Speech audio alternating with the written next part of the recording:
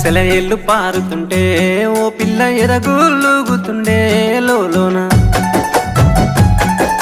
నదులన్నీ కలిసినట్టు పిల్లగా నవ్వెంత బాగున్నది నీలోన గాజుల సప్పులు గలుగల్లు మోగంగా గజ్జెల పట్టీలు గంటేసి ఆడంగా వరిగడ్డి మోపు ఎత్తి ఓ పిల్ల వయ్యారి నడుము పవే ఈ వేళ సిగ్గు సింగ